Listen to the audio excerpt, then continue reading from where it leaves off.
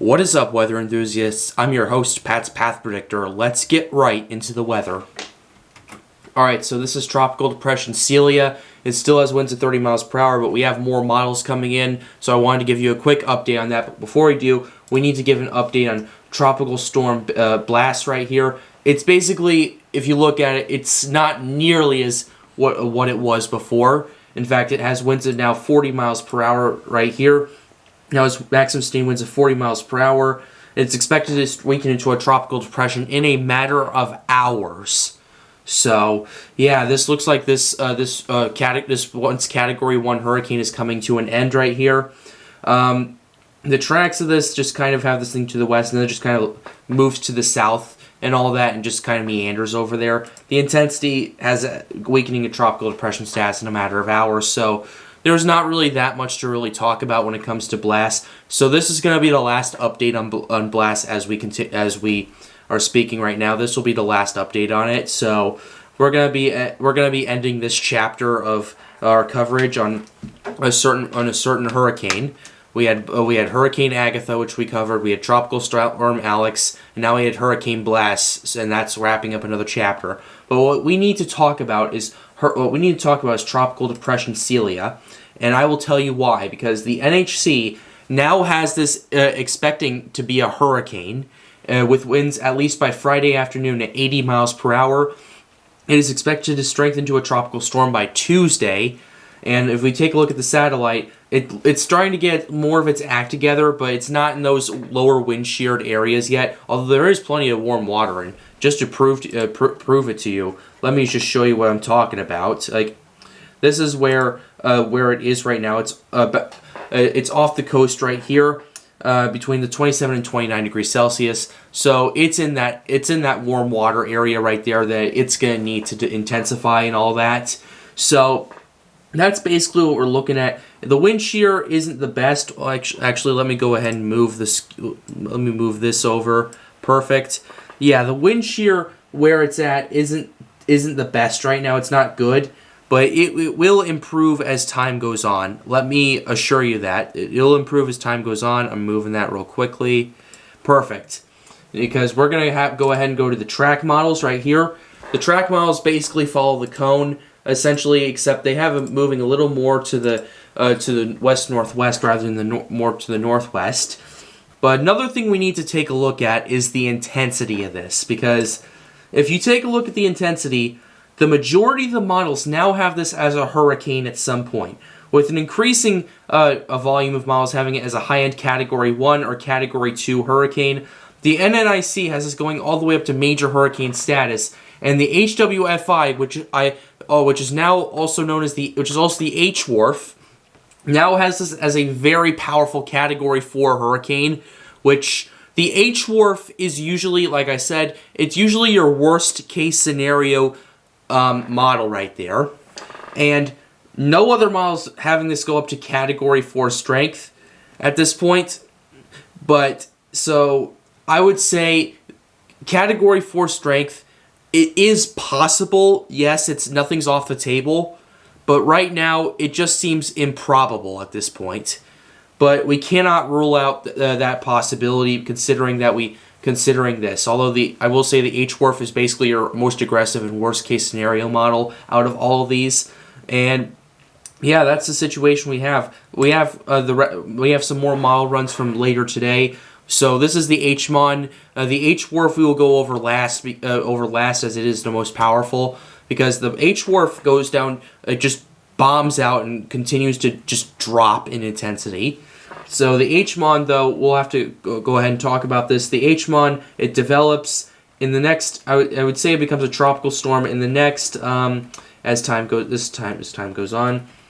Yeah, I would say it becomes a tropical storm in the next, 54, 60 hours or so. It does strengthen eventually into a hurricane as time goes on. It continues to strengthen as time goes on. And if we look at it, the pressure, the time it goes out the latest of the HMON is 973 millibars. We're looking at gusty winds in here. We're looking at flight level winds around 100 knots or so, actually. So, yeah, we could be seeing a Category 2 hurricane from the HMON. If we cross-check it from the intensity models, I don't think the HMON... Yeah, if we cross-check it from these models, it would put it on the higher end of that. So, that's an interesting thing to take a look at. The HMON at 973, potentially Category 2 hurricane.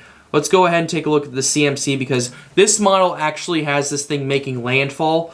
So we'll talk about that in just a second. As you can see, it continues to develop, it organizes, and then it becomes a tropical storm probably 3 days out, if the CMC is correct on this. And then it intensifies probably into a moderate Category 1 hurricane. And then as time goes on, it'll just weaken to a tropical storm as it makes landfall. And kind of just basically doesn't do anything. So this is the model that has it moving way far to the east and is expected to make landfall in parts of Mexico right there. So that's basically the CMC. Let's go ahead and go to the GFS and look at what they're saying about this, because the GFS, if you take a look at it, it leans more towards the more aggressive side, but it is not nearly as aggressive as the HWRF, and we will show you that in a second. The GFS, yeah, it gets down to like 968, but that's still a pretty good hurricane. That's high-end Cat 2 right here that we're looking at, and then it starts weakening, does its own thing.